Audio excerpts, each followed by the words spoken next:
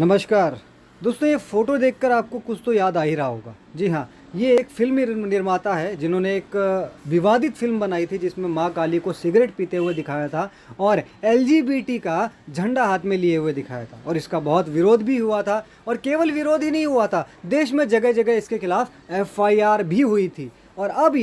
अब ये supreme court पहुंच गई हैं ये कहते हुए कि जो मेरे खिलाफ इतनी सारी एफआईआर हुई हैं उन्हें कैंसिल, उन्हें रद्द कर दिया जाए, क्योंकि मैं अपने संविधान के मौलिक अधिकारों के अनुरूप, स्वतंत्रता के जो मौलिक अधिकार हैं, अभिव्यक्ति की जो आज़ादी है, उसके अनुसार मैं फिल्में बनाती हूँ और मैं एक क्रिएटिव फिल्में बनाने वाली हूँ। इस प्रकार की बातें कहते हुए इसने सुप्रीम कोर्ट में एफआईआर को रद्द करने के लिए निवेदन कर दिया और सुप्रीम कोर्ट ने उस निवेदन को स्वीकार भी कर लिया है और आने वाले शुक्रवार को उस पर सुनवाई भी होनी है। तो हमारा जो कहना है वो ये है कि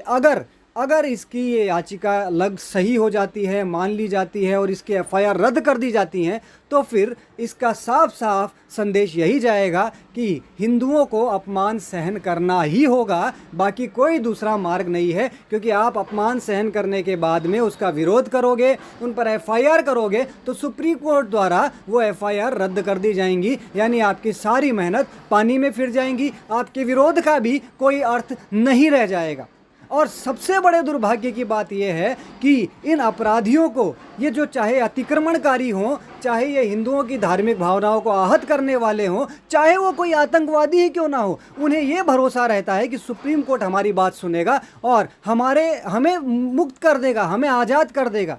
ये एक गलत संदेश देश में जा रहा है कि अपराधियों को सुप्रीम कोर्ट से आशा है, जबकि भारत के देश के सुप्रीम कोर्ट से आशा उन लोगों को होनी चाहिए जिन्हें न्याय की ज़रूरत है, जिन्हें न्याय चाहिए। हम हिंदुओं को सुप्रीम कोर्ट से आशा होनी चाहिए कि हमारे खिलाफ जो जहर उगल रहा है, जो हमारे देश धर्म का अपमान कर रहा है, उसे सजा दी जाए, कड़ी सजा दी जाए, ताकि आगे और कोई इस प्रकार की घृणित हरकतें करने का साहस ना कर सके। लेकिन दुर्भाग्य कि हमारे देश का शासन प्रशासन हिंदुओं के लिए कुछ नहीं सोचता। उनकी धार्मिक भावनाओं को लगातार आए दिन आहत किया जाता है और जो लोग ये काम करते हैं उन्हें कोई सजा नहीं दी जाती, उन पर कोई कड़ी कार्रवाई नहीं की जाती, और जिसके कारण वो लगातार बार बार ये काम करते रहते हैं और हिंदू कुछ नहीं कर पाते। इसलिए अब हिंदुओं को विरोध करना होगा, हिंदुओं को सुप्रीम कोर्ट को बताना होगा कि हम नहीं चाहते कि इसको माफ़ किया जाए किसी भी हाल में, बल्कि इसे सजा दी जानी चाहिए और हमें न्याय मिलना चाहिए।